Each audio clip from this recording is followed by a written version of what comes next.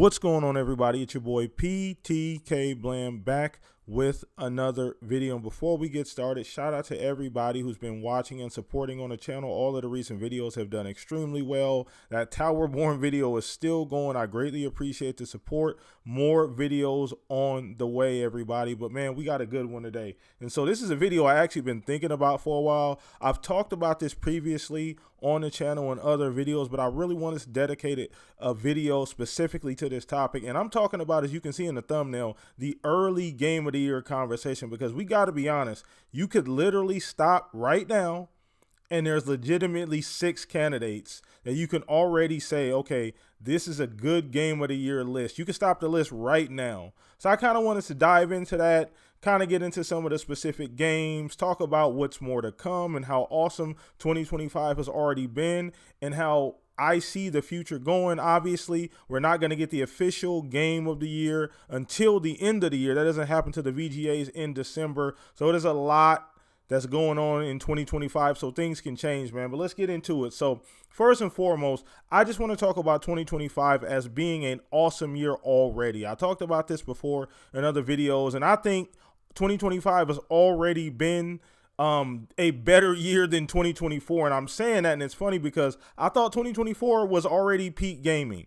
I had marked 2024 as the best year in gaming history, and 2025 has already gotten off to a better start. So I'm going to have to update that list fairly often, and that's a good thing, especially if you're a gamer like myself. That is awesome to hear. That means as an industry, it is in a great spot. Video games are in a fantastic spot, and there's more great games coming out now than ever. And me being an Xbox fan specifically, they have been cooking. I inarguably think that Xbox has had the best lineup this year. This has probably been the most complete stretch of Xbox games, from Game Pass, from first party to third party, that we've had in quite a bit of time. There's been nothing but bangers, and I'll get into the specifics here, but Xbox has been cooking. We got a lot going on with Nintendo. Obviously, new Switch 2 hardware. That's always a big deal. Sony is doing the Sony thing, and we'll get into PlayStation a little bit, but I got to get to these games, man, because 2025 has been the golden age of gaming. Shout out to Pong for the tag there. I'll cut you the check later, brother. But let's get into it, man. So like I said before, 2025 has been a phenomenal year, and I'm going to get into some of the specific games, and this would be my list if you just cut the year off right now and said, okay, make your list. This is my list. So I'm going to go quickly here through the names, then I'll dive into more specific as to why I think these would easily make the list if we stop the year right now. So first and foremost, Monster Hunter Wilds. I got Split Fiction, Kingdom Come Deliverance 2, Elder Scrolls Oblivion Remaster, Clair Obscura Expedition 33, and then Blueprints. And mind you, keep in mind, we have not gotten to June yet. So this is still only up until May. So technically, this isn't even halfway. So I know I talked about this being the first half game of the year list. There's a whole nother month. So I'd have to change the list a little bit if I included June. So just for the sake of the video, I'm only going to go up to May. All right, so just to get into the specifics of some of those, Monster Hunter Wilds kind of speaks for itself. Came out, blew the doors off of 2025, set a bunch of records for Capcom, broke a ton of records, easily their most successful game, and Monster Hunter is now their most successful franchise, and that's huge coming from Capcom. And you can say that as a Monster Hunter fan. You guys should be proud and pat yourself on the back, because Capcom makes Street Fighter and a bunch of other iconic games. So for Monster Hunter to be the lead title, to be the biggest game underneath that Capcom umbrella, is a huge pat on the back to the developers. And it's still going strong. Monster Hunter, I knew was going to be big when it came out. Obviously, it was monumental. Did a huge numbers on Steam, did huge numbers on Twitch as far as streams. So that obviously was going to make the list there. Shout out to Capcom. You guys been cooking.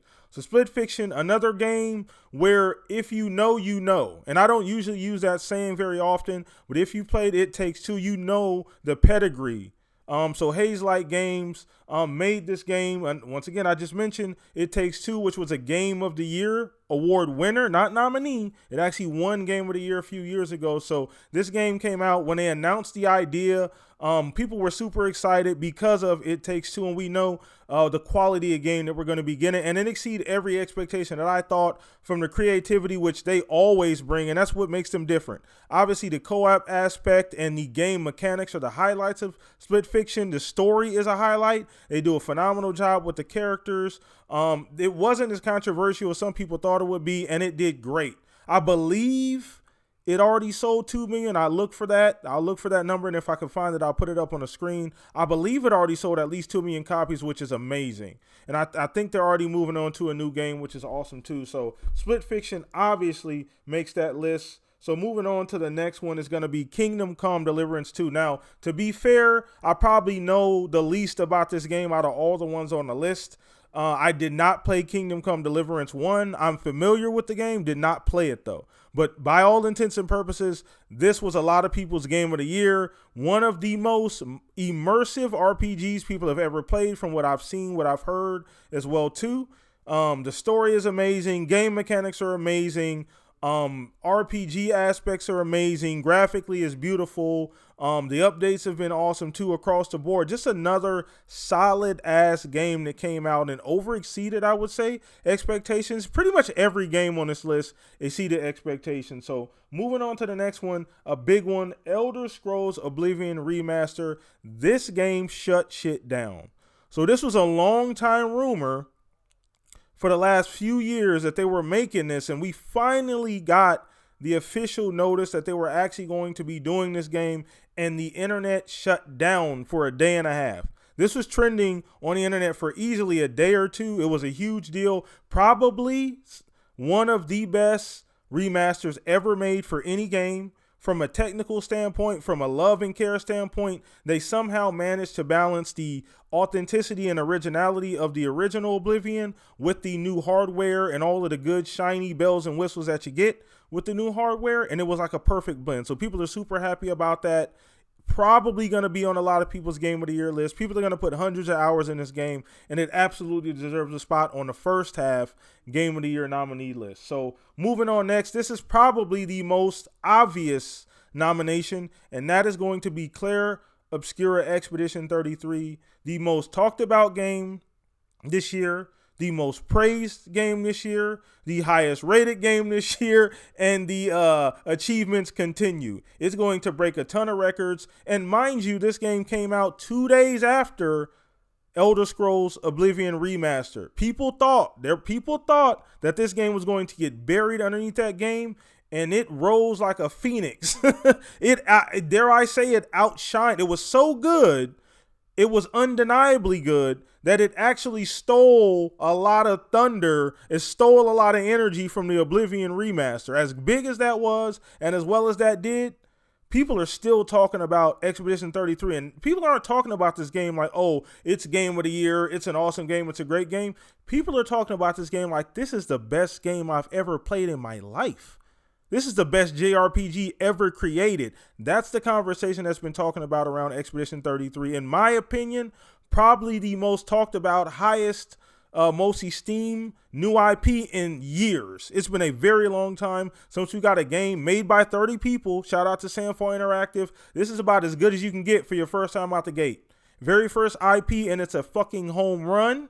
It's a generational game. Yeah, listen, they can do anything they want. Matter of fact, there's also talks about a live action show in talks as well too, which is going to be interesting to see. So the most obvious nomination was Claire Obscura Expedition 33.